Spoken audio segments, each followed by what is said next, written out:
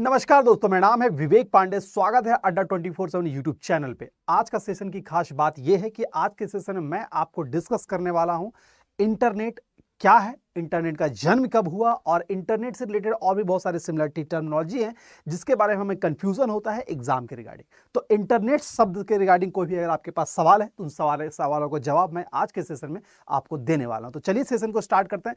About the internet, internet क्या है और उसके और भी सप्लीमेंट्री टर्मिनोलॉजी जो हमारे एग्जाम पॉइंट ऑफ व्यू से इंपॉर्टेंट होते हैं, साथ ही साथ हमारे इंफॉर्मेशन पॉइंट ऑफ व्यू से भी बहुत वो जानकारी भरे होते हैं। तो चलिए बात करते हैं दोस्तों मैं आपको बता दूं, अगर आपने सुन रखा है इंटरनेट के बारे में, ये शब्द है जो आपने सुन रखा है, आपने कहीं पढ़ा है, इसी के माध्यम से हम लोग एक दूसरे से जुड़े भी हैं। इंटरनेट बहुत बड़ा एक टर्म है। अगर हम कहीं भी बात करते हैं तो सिर्फ इंटरनेट के, अगर आज हम और आप जुड़े हुए हैं तो by the help of internet, ठीक है। आप किसी भी गांव में रह के अगर आप पूरे दुनिया की चीज़ों को एक्सेस कर पा रहे हैं तो with the help of internet. तो इंटरनेट क्यों ये शब्द बना, इंटरनेट का इस्तेमाल कैसे किया जाता है, इन सारी चीज़ों पे आज हम चर्चा करने वाले हैं। तो चलिए बात करते हैं अबाउट द इंटरनेट। दोस्तों अगर सिंपल सा एक लॉजिक मैं आपको बता दूं यहाँ पे, तो याद रखिएगा, अगर मैं आपको कह दूं यहाँ पे इंटरनेट है क्या, तो एक सिंपल सा बात है, it is a large interconnected network. It is a large interconnected network की बात करते हैं तो वो हमारा इंटरनेट होता है। सिंपल सा एक कॉन्सेप्ट आपको मैं दे दूंगा तो कभी आप इसके बारे में भूलोगे नहीं। दोस्तों अगर हम बात करते हैं, याद रखिएगा, अगर ये एक कंप्यूटर है दोस्तों, अगर ये एक कंप्यूटर है और ये एक कंप्यूटर है, ठीक है, ये एक कंप्यूटर है दोस्तों, ये एक कंप्यूटर है, तब जब दो या दो से अधिक कंप्यूटर अगर एक साथ जुड़ता है दोस्तों, अगर दो या दो से अधिक कंप्यूटर एक साथ जुड़ता है, अगर ये सब एक दूसरे से जुड़े हुए हैं, ये सब एक दूसरे से जुड़े हुए हैं, तो इसे हम लोग देते हैं नेटवर्क की संज्ञा, ठीक है, नेटवर्क की संज्ञा। अगर आपको नेटवर्क की परिभाषा नहीं मालूम है तो याद रखिएगा नेटवर्क क्या कहते हैं, तो collection of computer connected to each other and perform data sharing. यानी बहुत सारे कंप्यूटर का कलेक्शन होना चाहिए, कलेक्शन होना चाहिए, सबके बीच कनेक्शन होना चाहिए और डेटा शेयरिंग करता है। ऐसे बहुत सारा कंप्यूटर्स या बहुत सारा डिवाइस, तो हम लोग नेटवर्क की संज्ञा देते हैं। तो नेटवर्क क्या है? Collection of computer which are connected to each other and perform sharing is known as a network. पहला पॉइंट ये हो गया।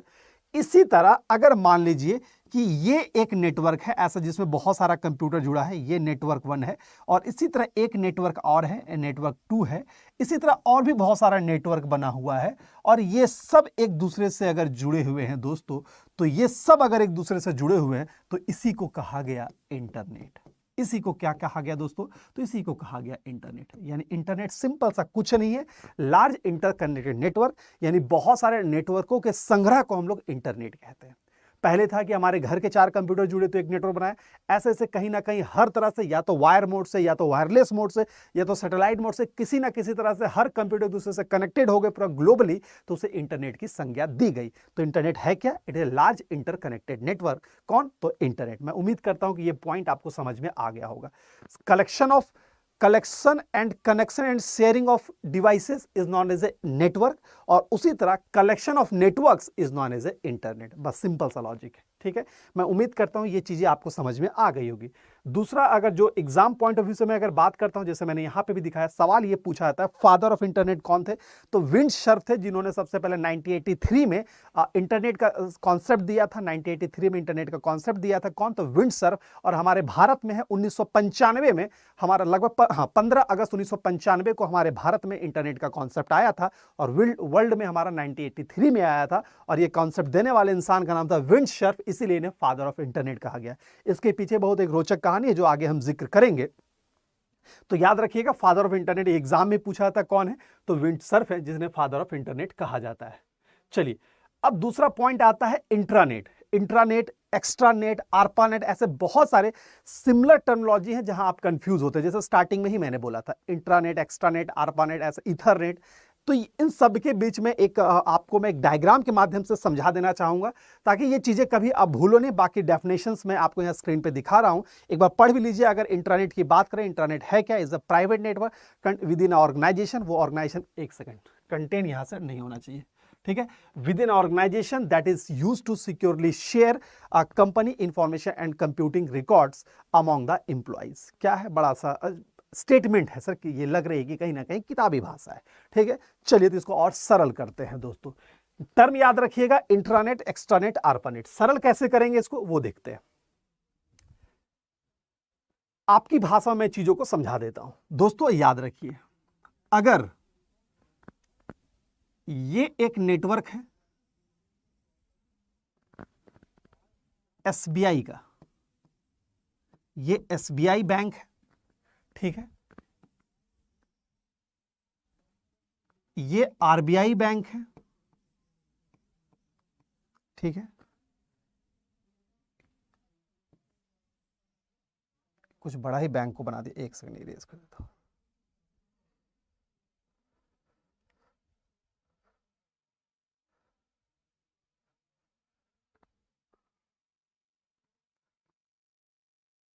चलिए दोस्तों याद रखिएगा,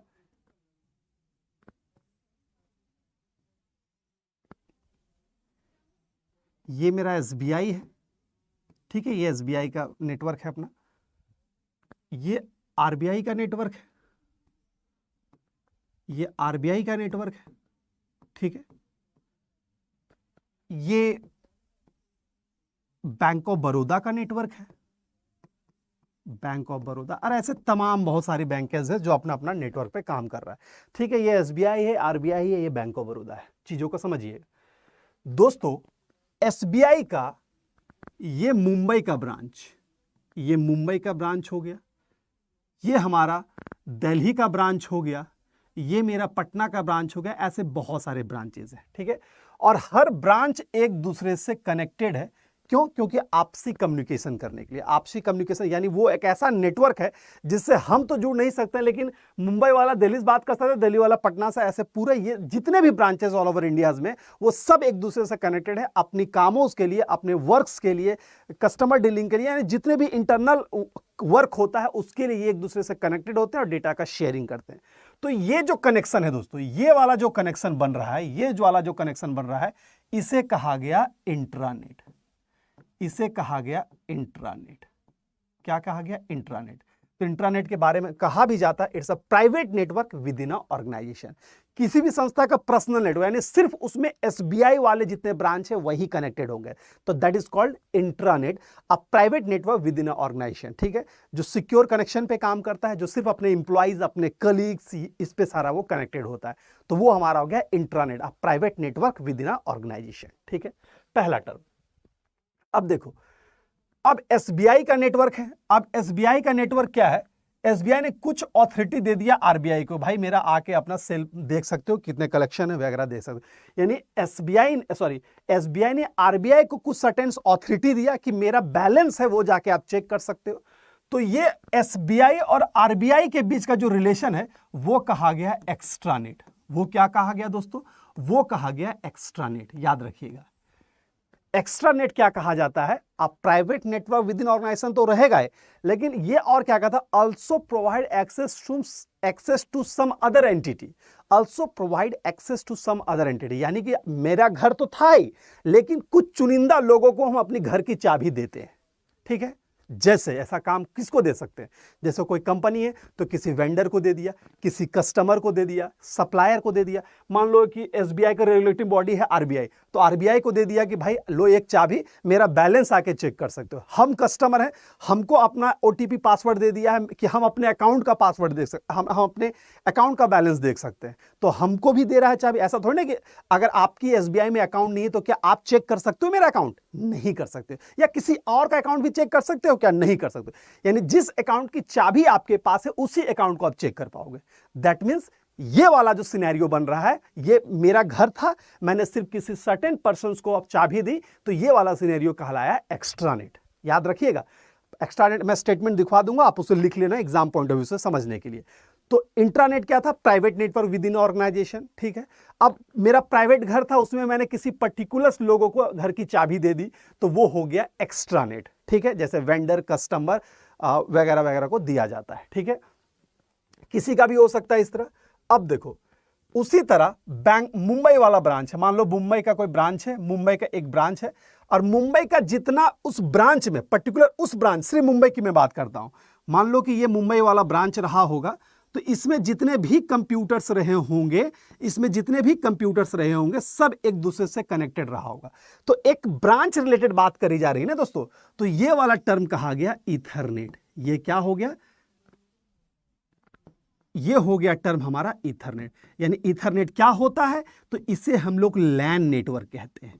क्या कहते हैं दोस्तों? ईथरनेट को हम लोग लैन नेटवर्क कहते हैं। ठीक है, याद रखिए। यानी लैन नेटवर्क, आप लोकल नेटवर्क भी कहेंगे इसको, उसे हम लोग ईथरनेट कहते हैं। तो ये सारी चीजों को आप समझिएगा थोड़ा सा। यहाँ पे इंट्रानेट क्या था दोस्तों? ये देख सकते हो, ये वाला मैं यहां पे लिख देता हूं। इंट्रानेट क्या था, एकदम समझिएगा चीजों को, तो आपके एग्जाम पॉइंट ऑफ व्यू से ये इंपॉर्टेंट है, इंट्रानेट।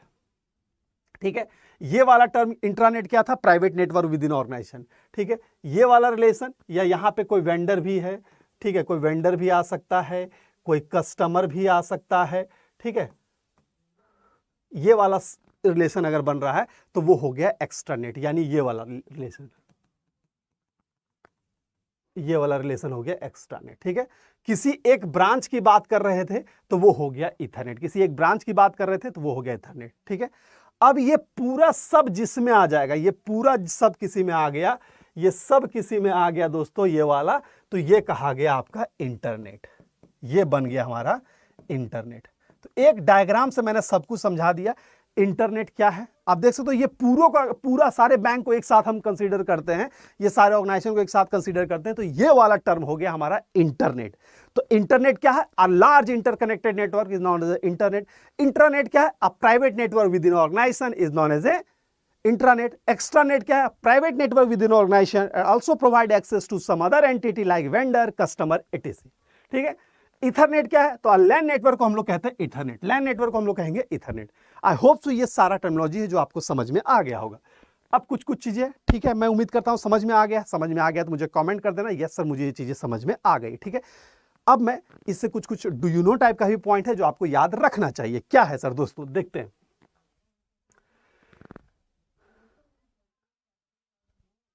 जैसे कि मैंने आपको बताया था,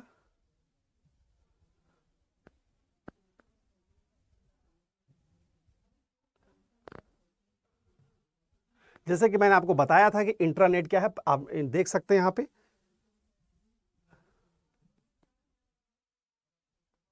internet is private network within organization contain. Word शब्द यहां से हटा दीजिए क्योंकि ये थोड़ा सा,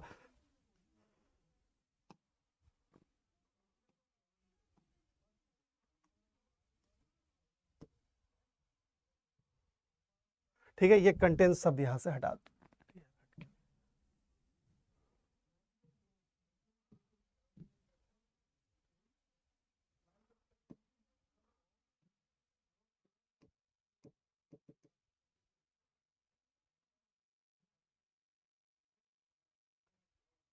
चलिए, इंट्रानेट क्या है? Intranet is a private network within organization, उसको हम लोग इंट्रानेट कहते हैं। सर ऑलरेडी मैंने इसके बारे में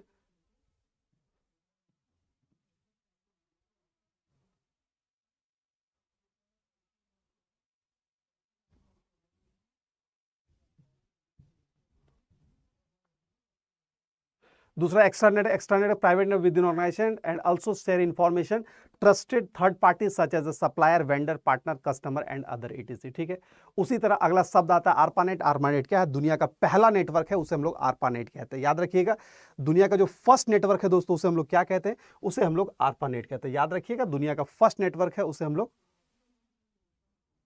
चलिए, तो आरपानेट है दुनिया का फर्स्ट नेटवर्क, हम लोग आरपानेट है। थोड़ा सा इस चीजों को और मैं आपको बता दूं, थोड़ा सा समराइज कर लिए। दुनिया का पहला नेटवर्क जिसका नाम था आरपानेट, जो 1969 में डेवलप किया गया था। बेसिकली यूएस आर्मी अपने आर्मी कम्युनिकेशन के लिए इसका डेवलपमेंट हुआ था, और वहीं से इंटरनेट का जन्म हुआ, इसलिए आरपानेट को कहा जाता है फर्स्ट नेटवर्क 1969 में। उसी की टीम के एक मेंबर जो ये टेक्नोलॉजी डेवलप किए थे, उसी टीम के मेंबर थे आपका विंडसर्फ, जिन्होंने बाद में 1983 में चल के इंटरनेट का जन्म दिया। ठीक है, इंटरनेट 1983 में विश्व में आ चुका था, और आगे चल के 1995 में भारत में आया आपका इंटरनेट। VSNL, जो BSNL नहीं था उस समय, VSNL था, विदेश संचार निगम लिमिटेड, जिसने इसको लेकर इसको स्टार्ट किया था। तो 15 अगस्त 1995 को भारत में हमारा इंटरनेट स्टार्ट हुआ था। तो internet, intranet, ARPANET, extranet, Ethernet, ये सारे टर्मिनोलॉजी जो एक तरह से मिलते जुलते हैं। मैं उम्मीद करता हूं कि इसके बारे में आपको समझ हो गया होगा, आप चीज़ों को समझ गए होंगे। ठीक है, तो आई होप इसके बाद आपको इसके रिगार्डिंग कंफ्यूजन नहीं रहा होगा। ठीक है, चलिए अब बात करते हैं आगे। दोस्तों तो ये था इन्फॉर्मेशन। कुछ एडिशनल जानकारी मैं आपको दे दूं, आप अड्डा 24/7 का यूट्यूब ऐप डाउनलोड करें। ऐप में आपको क्या मिलता है वो मैं आपको बता दूं। अभी ऐप में आपको मिल रहा है बैंक महापैक, जिसमें इस बैच की खासियत ये है कि अगर आपके जहन में है कि 2023 का मुझे पूरा बैंक का एग्जाम देना है, हर जितने भी 16-17 एग्जाम्स होते हैं वो हर एग्जाम को अटेम्प्ट लेना है, तो आप बैंक महापैक के साथ जुड़िए, बैंक महापैक प्लस के साथ आप जुड़िए। ठीक है, उसी का है आपका बैंक महापैक। इस दोनों में फर्क ये है, अगर आपके जहन में है कि नहीं सर मैं आईबीपीएस भी दूंगा और साथ ही साथ अगर आरबीआई ग्रेड बी का एग्जाम आएगा तो वो भी दूंगा, तो आप जुड़िए बैंक महापैक प्लस से। लेकिन आपके जहन में है कि नहीं सर मुझे आरबीआई ग्रेड बी नहीं देना है, मैं सिर्फ आईबीपीएस दूंगा, एसबीआई दूंगा, तो आप जुड़िए बैंक महापैक से। और साथ ही साथ अगर आपको फिजिकल किट भी चाहिए तो आप जुड़िए बैंक महापैक विथ बुक किट के साथ। ये 3 है जो उन बच्चों के लिए जो इनिशियल लेवल पे स्टार्ट कर रहे हैं, जिनको 2023 का लक्ष्य है कि नहीं सर 2023 में हमें सारे एग्जाम को क्रैक करना है। तो 1 साल का 2 साल का सब्सक्रिप्शन आप इसमें लेते हैं तो सारी एग्जामिनेशन इसमें कवर हो जाता है। बस दोनों का अंतर समझ लीजिएगा कि ये वाला प्लस वाला जो सेगमेंट है इसमें आपका आईबीपीएस, एसबीआई, आरबीआई असिस्टेंट ये सब तो कवर होगा ही, साथ ही साथ आपका specialist officer, RBI grade B, NABARD ऐसे वाले एग्जाम भी हैं जो रेगुलेटरी बॉडी के तहत आते हैं, ये भी यहाँ पे कवर होगा। और ये रेगुलेटरी बॉडी और स्पेशलिस्ट वाला इसमें कवर नहीं होगा। ये दोनों में अंतर है, बाकी चीजें आपके रिक्वायरमेंट पे आप कैसे इसको ले सकते हैं। ठीक है, मैं आपको बता दूं इन सारे कोर्स को यूज जब आप सब्सक्राइब करते हैं तो आप Y706 कोड को अप्लाई करें, इससे आपको 77% तक डिस्काउंट आपको मिलता है। साथ ही साथ मैं बता दूं अभी मध्य प्रदेश कोऑपरेटिव बैंक है जो वो भी बैच आपका लॉन्च हो चुका है, तो इस बैच के साथ भी आप जुड़ सकते हैं और कोड आपको अप्लाई करना है Y706 for getting a 77% discount. तो अगर आपके जहन में है कि नहीं सर मुझे एग्जाम क्रैक करना है, 2023 आपके लक्ष्य में, तो उन 2 बैचों के साथ, और जिन बच्चों ने ये कोऑपरेटिव बैंक का अप्लाई किया वो इस बैच के साथ जुड़ सकते हैं और क्लास में इनरोल कर सकते हैं और अपनी तैयारी को एक नई राह दे सकते हैं। तो अभी के लिए इतना ही रखते हैं। मैं उम्मीद करता हूं कि चीजें आपको समझ में आ गई होगी। ठीक है, तो अभी के लिए इतना ही, फिर मिलते हैं अगले सेशन में कुछ अच्छे इंफॉर्मेशन के साथ। तब तक के लिए good luck, good bye and take care दोस्तों।